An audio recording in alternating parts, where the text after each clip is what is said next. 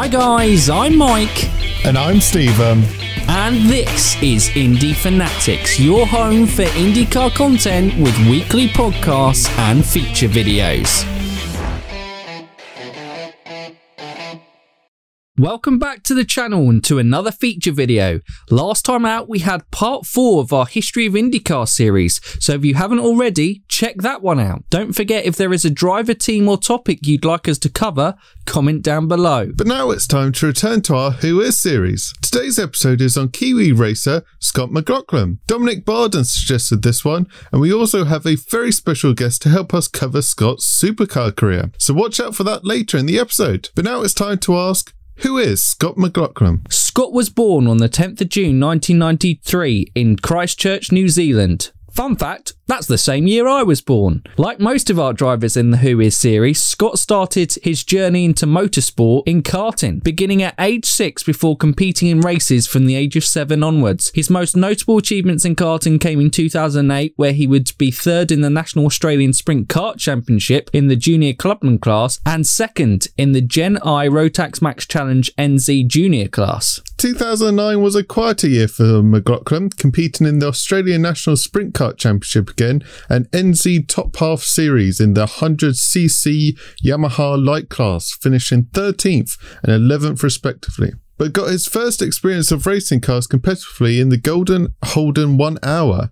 He would finish 8th in the race. The next stage of his career is where Scott really made a name for himself, and who better to talk you through his Australian supercar career than native Kiwi Josh Revell. Take it away, Josh. McLaughlin long harboured the desire to race in V8 supercars. After all, that's sort of been the lifelong dream of any Kiwi growing up, dreaming of being a racing car driver. And after having been working with Stone Brothers Racing for a while as a gopher, he was given a shot in one of their Ford Falcons. Needless to say, he impressed enough to be called up to the Fujitsu V8 Supercars series for 2010. Now, this is the step below the main Supercars Championship, much like Indy Lights is to IndyCar. However, while it was out of the limelight, it was still broadcast on TV, therefore showing his first major crash to the world. Nevertheless, he did exceptionally well in his first year in the game and would be retained for the 2011 season. He acquired his first race win that year at Queensland Raceway and finished 4th in the championship. However, in his 3rd year in the series, McLaughlin would win the title over Scott Pye and Chaz Mostert after a dominant first half of the season. He also made his main game debut that year in the endurance rounds at Sandown and Bathurst, driving alongside Jonathan Webb at Techno Autosports. He performed very respectably and gained the attention of one Gary Rogers. Rogers is a man who's known to give young talented drivers a shot at the big time, and generally he has a good eye for talent. When Alexandre Primar was ruled out of the final race in 2012, McLaughlin was drafted in at the last minute to replace him, performing well enough to where he would be signed full-time for 2013 and would score his first race win in his home race at Pukekohe. He would race with Gary Rogers for a further 3 years, driving the Volvo S60 supercar, which honestly was the coolest lane thing to hit the motor racing scene since Paul Tracy. But for the 2017 season, McLaughlin was drafted into the DJR Team Penske outfit, which would ultimately turn out to be a potent combination. He would narrowly miss out on his maiden title in 2017, but from 2018 to 2020, McLaughlin went on a tear, winning 40 races and 3 championships. He also won the Bathurst 1000 in 2019 in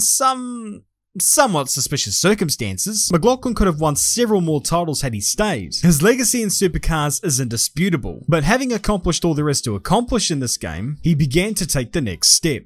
IndyCar! Wait, what are you doing? I'm showing how Scott got on at St. Pete. But we have been bigging him up. We're not supposed to show him crashing. Oh yeah, no, right, sorry, okay. Well, let's do this again. IndyCar! Having been driving with Team Penske in Aussie supercars, Scott had certainly caught the eye of Roger Penske, and in January 2020 he was invited to test for Team Penske at Sebring International Raceway. Having never stepped in anything like an IndyCar before, Scott showed speed and competitiveness against rookie rivals Rinus VeeKay and Oliver Askew, and was called a phenomenal driver by Will Power. And for an Aussie to compliment a Kiwi, that's certainly a big deal. Scott's next outing in IndyCar would be at spring testing at COTA, where again he would impress being third quickest overall behind veteran teammate Will Power and Andretti Autosport's Alexander Rossi. Off the track of these performances, Scott was to make his IndyCar debut at Indianapolis GP, but as we know, the world was hit by the COVID-19 virus, suspending the season indefinitely and putting restrictions on travel across the world. Scott would have to wait until the season finale to finally make his debut at the streets of St. Pete.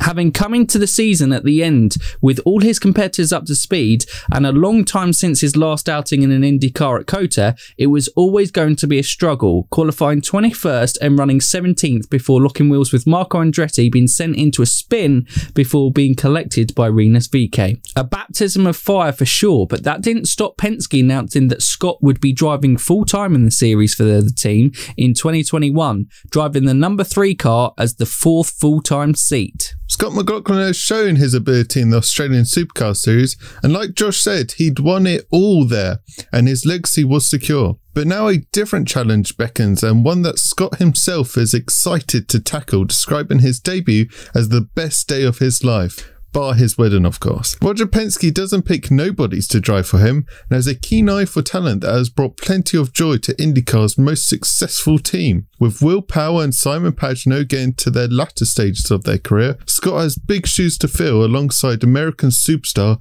Joseph Newgarden, but certainly has the ability to do so. But that's about it from us, guys. Scott's rookie season awaits him starting at Barber Motorsports on the 11th of April. I guess in the meantime, Scott will have to learn America a bit more. Whether that's being wowed by the variety of items you can buy in Target, or trying not to lose his marriage over watching football all day on the couch. But the real question is, will #ScottLearnsAmerica be a hit Netflix show? Who knows, but it is helping fans warm to him already.